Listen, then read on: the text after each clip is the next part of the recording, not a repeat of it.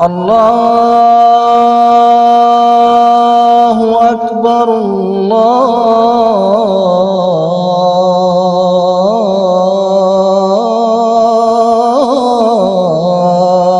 اکبر۔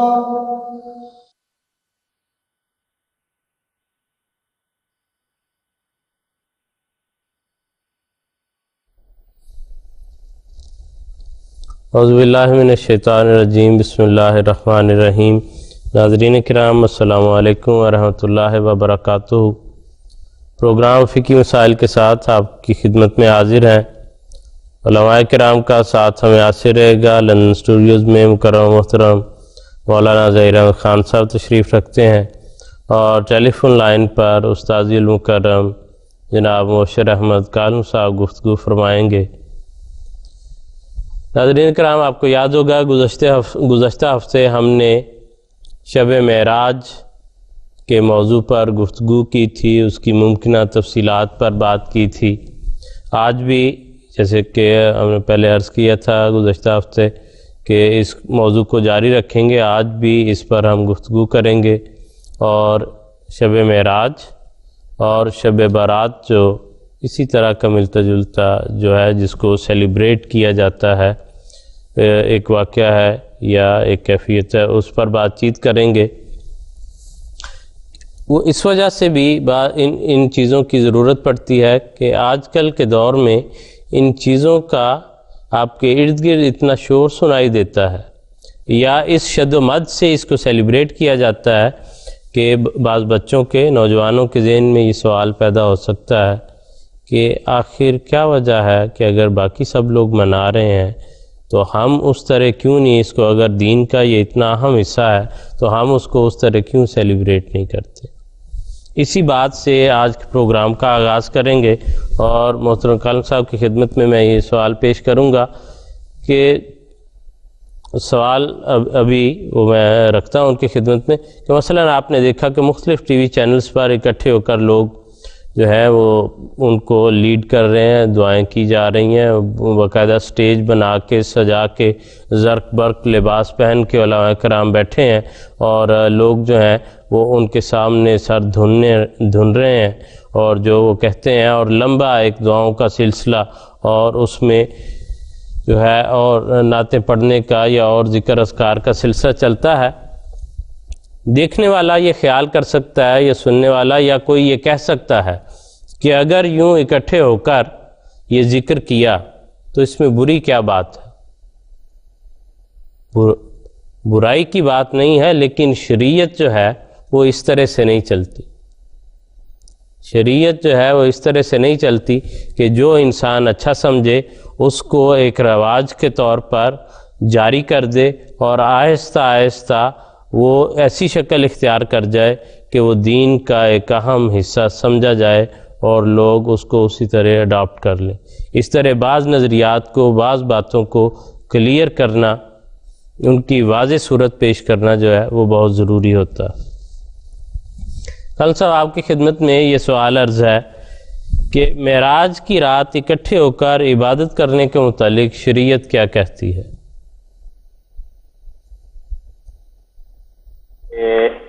اس میں کوئی شک نہیں کہ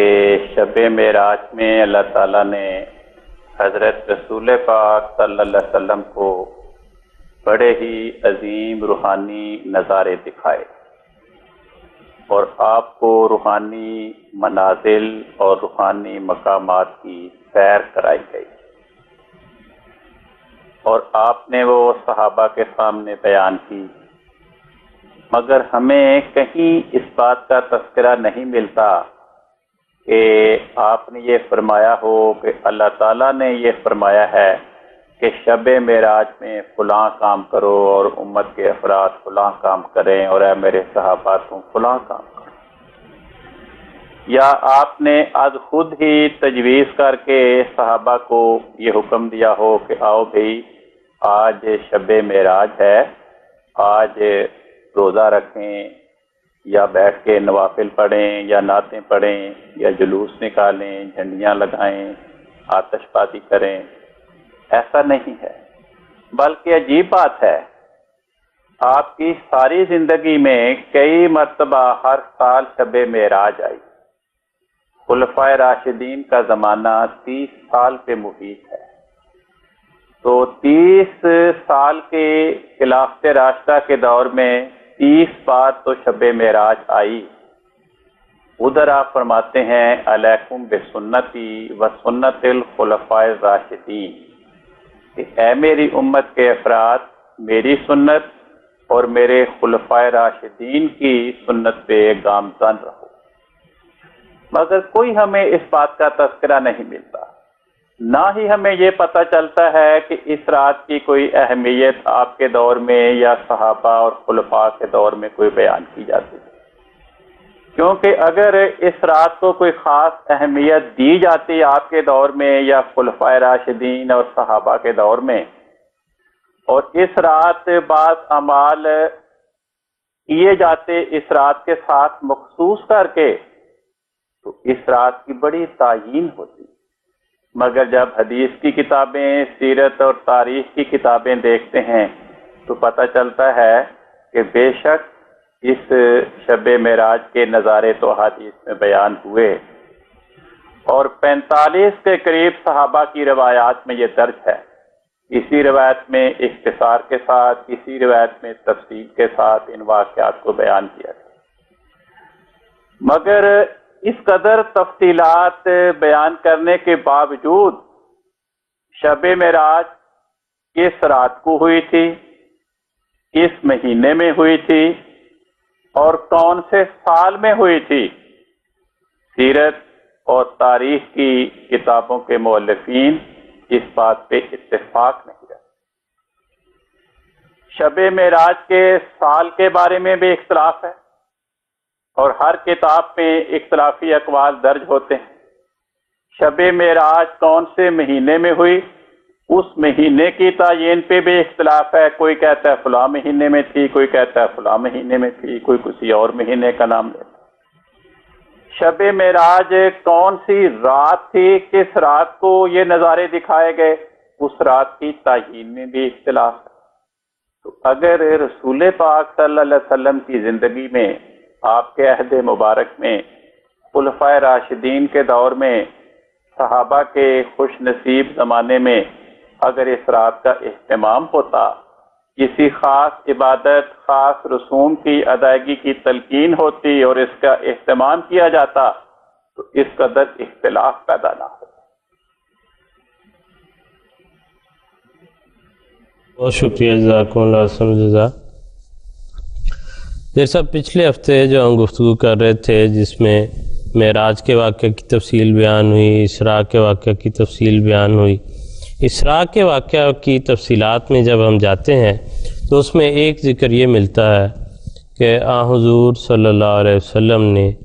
مسجد اقصیٰ میں سب انبیاء کی امامت کروائی۔ اس سے سوال یہ پوچھنا چاہتا ہوں کہ کیا واقعاتی رنگ میں اس وقت مسجد اقصیٰ تعمیر شدہ موجود تھی؟ یعنی مقصد اس سوال کا یہ ہے کہ یہ دیکھا جا سکے کہ یہ روحانی واقعہ تھا یا جسمانی واقعہ تھا۔ بات دراصل یہ ہے کہ جس طرح آپ نے ذکر کیا ہے کہ واقعی مسجد اقصیٰ جو ہے اس وقت موجود نہیں تھی، اور حضور صلی اللہ علیہ وسلم کے زمانے میں بھی نہیں تھی، آپ کے بعد خلافت راشدہ میں بھی نہیں تھی۔ تو اس میں دراصل جس طرح محترم کالوں صاحب نے گزشتہ پروگرام میں بڑی تفصیل کے ساتھ یہ بیان کیا تھا کہ یہ واقعہ معراج ہو یا واقعہ اسراء ہو، یہ دراصل حضور صلی اللہ علیہ وسلم کا ایک کشفی واقعہ تھا، روحانی سفر تھا، جس میں حضور صلی اللہ علیہ وسلم کو مختلف قسم کی پیشخبریاں، خوشخبریاں عطا کی گئی تھیں۔ واقعہ اسراء جو ہے یہ دراصل حضور صلی اللہ علیہ وسلم کو مکہ سے بیت المقدس کی طرف، اس علاقے یروشلم کی طرف کروایا گیا، اور اس میں حضور صلی اللہ علیہ وسلم کی جو ہجرت مدینہ ہے اس کی اس میں خوشخبری دی گئی تھی، اور ہجرت مدینہ سے 6 مہینے سے 1 سال پہلے یہ واقعہ ہوا ہے، اور اس میں حضور صلی اللہ علیہ وسلم کو یہ بتایا گیا تھا کہ اب تم اس علاقے سے ایک ایسے علاقے کی طرف جا رہے ہو جہاں سے پھر اسلام جو ہے وہ عربوں سے نکل کر غیر قوموں میں پھیلے گا، اور اس میں جو پہلے گزشتہ انبیاء گزرے ہیں ان کی جو امتیں موجود ہیں ان کے لوگ اس میں شامل ہوں گے، اور وہاں پہ پھر اس ایک ایسی مسجد کے قیام کی آپ کو توفیق ملے گی جو دراصل آئندہ آنے والی تمام مسجدوں کا ایک کے لیے اسوہ ہوگی، اور اس میں پھر اللہ تعالیٰ کے فضل سے حضور صلی اللہ علیہ وسلم نے مسجد نبوی کی بنیاد ڈالی، اور مسجد نبوی اور مدینہ جو دراصل حضور صلی اللہ علیہ وسلم کی ہجرت سے پہلے یثرب کہلاتا تھا، اور یثرب دراصل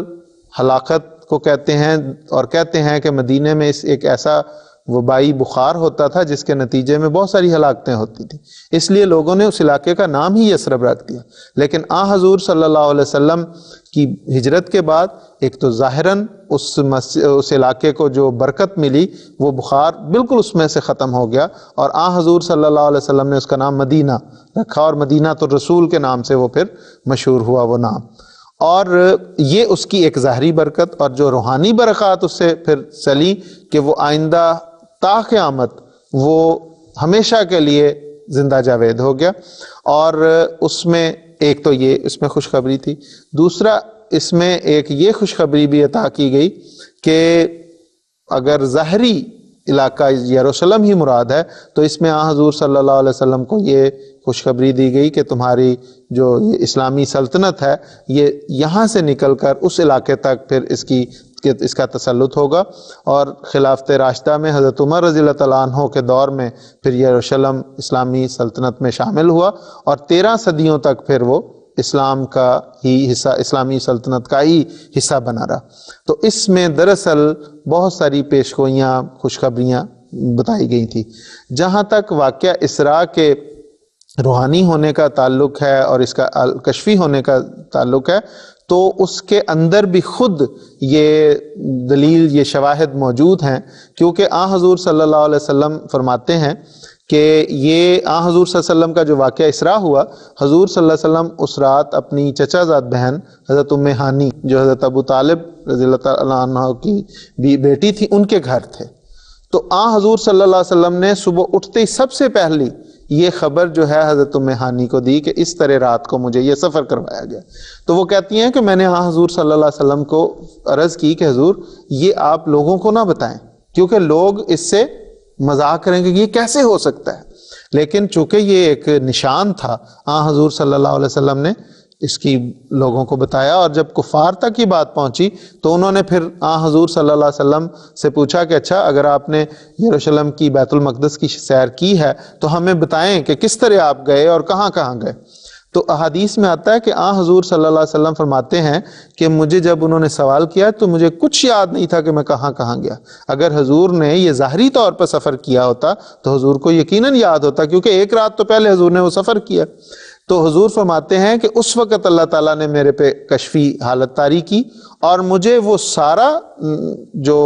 صورت تھی بیت المقدس کے طرف سفر کرنے کا جو دوبارہ سارا کشفی طور پر پھر دکھایا گیا، اور میں اسے دیکھ دیکھ کے کفار کے سوال کا جواب دیتا رہا۔ تو یہ ایک اندرونی شہادت ہے کہ جس سے پتہ چلتا ہے کہ واقعہ اسراء جو ہے وہ ایک روحانی سفر تھا، اور اس میں اس کشفی سفر میں حضور صلی اللہ علیہ وسلم کے لیے اور آپ کی امت کے لیے قیامت تک کے لیے خوشخبریاں دی گئی تھی، اور وہ خوشخبریاں اللہ تعالیٰ کے فضل سے حضور صلی اللہ علیہ وسلم کے دور میں بھی پوری ہوئیں، اب تک پوری ہوتی چلی جا رہی ہیں، اور حضرت مسیح موعود علیہ الصلوۃ والسلام کے ذریعے جو دراصل حضور صلی اللہ علیہ وسلم کے روحانی فرزند جن کی بعثت جو ہے امت مسلمہ اسلام کی تجدید کے لیے اللہ تعالیٰ نے فرمائی ہے، ان کے ذریعے جو خلافت راشدہ کا نظام دوبارہ جاری ہوا ہے، اس میں یہ پیشگوئیاں انشاءاللہ، یہ پیشخبریاں جو ہیں وہ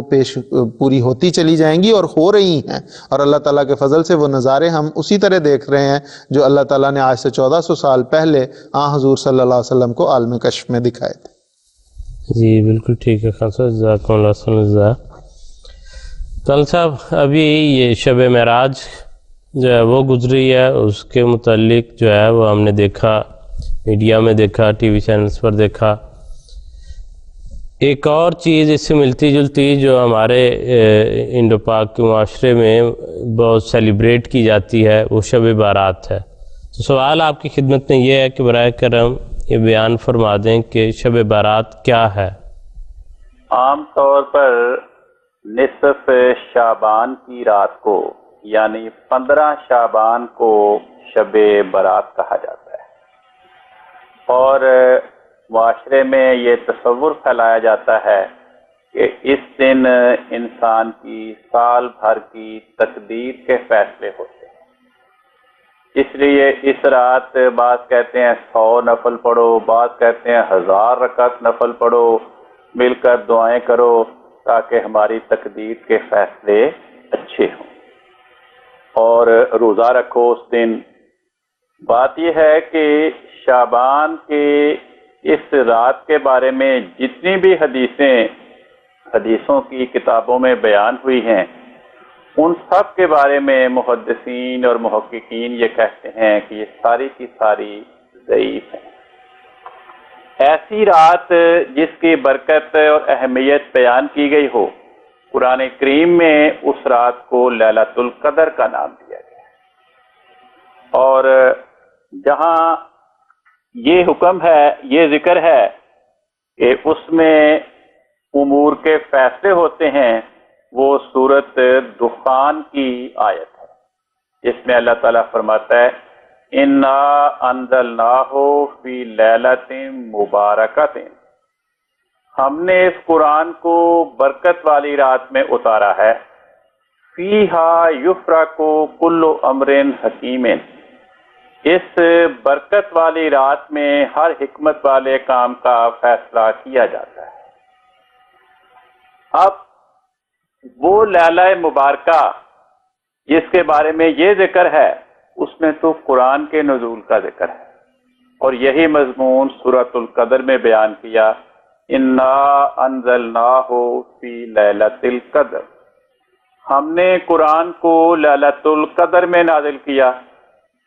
اب لیلۃ القدر میں تو تمام فرقے اتفاق رکھتے ہیں کہ وہ ماہ رمضان میں آتی ہے، اور رمضان کے بھی آخری عشرے میں۔ تو وہی آیت جس کی یہ تعریف کی گئی کہ اس میں قرآن نازل ہوا اور اس میں فیصلے ہوتے ہیں از روئے قرآن، وہ تو پھر لیلۃ القدر ہے، اسی لیلۃ القدر کو لیلہ مبارکہ کہا گیا۔ اس کو ہم رمضان سے پہلے 15 شعبان کو لے آئیں تو یہ ہماری زبردستی ہے اور قرآن کریم کے مضمون سے انحراف کرنے کے مترادف ہے۔ باقی یہ بات کہ اس دن روزہ رکھا جائے۔ اب شعبان کا مہینہ ایسا ہے کہ شعبان کے فوراً بعد رمضان کا مہینہ آتا ہے، جس میں 30 روزے رکھنے ہر تندرست مسلمان پہ فرض ہے۔ شعبان کے بارے میں حضرت رسول پاک صلی اللہ علیہ وسلم کی اپنی تو یہ سنت ہے کہ آپ شعبان کے مہینے میں بڑی کثرت کے ساتھ نفلی روزے رکھا کرتے تھے، مگر افراد امت کو فرمایا کہ سوائے اس کے کہ جس کے فرض روزے چھوٹ گئے ہوں، شعبان کے مہینے میں نفلی روزے نہ رکھو، تا ایسا نہ ہو کہ شعبان کے مہینے میں نفلی روزے رکھنے کے نتیجے میں تم کمزوری میں مبتلا ہو جاؤ، صحت اس طرح مضبوط نہ رہے، جس کے نتیجے میں اس کے فوراً بعد جو رمضان کے فرض روزوں کا مہینہ آ رہا ہے، کہیں اس نفلی روزوں کے شوق کے نتیجے میں فرض روزے رکھنے سے محروم نہ ہو۔ تو جس مہینے کے بارے میں آپ نے اپنی امت کو نفلی روزے رکھنے سے منع فرمایا، اس مہینے کے بارے میں معاشرے میں یہ پھیلایا جاتا ہے کہ اس میں روزہ رکھو، اور پھر یہ بھی کہا جاتا ہے کہ اس رات 100 نفل پڑھو یا 1000 نفل پڑھو۔ اب 100 نفل یا 1000 نفل جو پڑھے گا ایک رات میں اس کی توجہ کیا ہو؟ اسلامی شریعت نے عبادت کی تعداد کو اہمیت نہیں دی، عبادت کی کیفیت کو بہتر بنانے پہ زور دیا۔ تو جس نے عشاء کی نماز سے فراغت کے بعد رات میں 100 نفل پڑھنے ہیں یا 1000 نفل پڑھنے ہیں، وہ تو تعداد ہی پوری کرے گا، اس میں اس کی وہ توجہ اور خشوع و خضوع اور اس کی عبادت کی کیفیت میں جو گہرائی ہے وہ پیدا نہیں ہوگی۔ تو یہ ساری باتیں شریعت کے ساتھ ان کا تعلق نہیں ہے، یہ محض پراپیگنڈا ہے جو معاشرے میں پیدا کیا جا رہا ہے، اور اس کے نام پہ پھر حلوہ تقسیم کرنا اور جھنڈیاں لگانا اور بجلی کے کمکمے، یہ ساری غیر مذاہب کی دیکھا دیکھی یہ باتیں امت میں پھیلائی جا رہی ہیں۔ اسلام نے صرف 2 ہی دنوں کو اہمیت دی ہے تہوار کے طور پر، ایک عید الفطر اور دوسرے عید الاضحیٰ۔ ہاں، ہر ہفتے جمعے کے دن کو بڑی فضیلت دی گئی اور قرآن کریم نے بھی اس فضیلت کا تذکرہ کیا، اور مہینوں میں سے پھر رمضان کے مہینے کی عبادات کی بڑی فضیلت بیان کی گئی، لیکن جب امت اصل حقیقت سے دور ہٹتی ہے تو پھر ان چیزوں کی طرف توجہ کم ہوتی چلی جاتی ہے، خود ساختہ خیالات، خود ساختہ روایات اور خود ساختہ رواجوں کی طرف زیادہ توجہ ہوتی چلی جاتی ہے۔ بہت شکریہ، جزاکم اللہ احسن الجزا۔ ناظرین کرام، آج کا پروگرام تو اپنے اختتام کو پہنچ رہا ہے، لیکن بعض پہلو ایسے ہیں کہ جس پر ہمارا خیال ہے کہ ابھی اور گفتگو کرنی چاہیے اس حوالے سے، تو انشاءاللہ اگلے ہفتے بھی ممکن ہے کہ ہم اسی موضوع پر گفتگو اپنی وہ جاری رکھیں، تو انشاءاللہ اگلے ہفتے پھر ملاقات ہوگی۔ اجازت دیجیے، السلام علیکم ورحمۃ اللہ وبرکاتہ۔ الله أكبر الله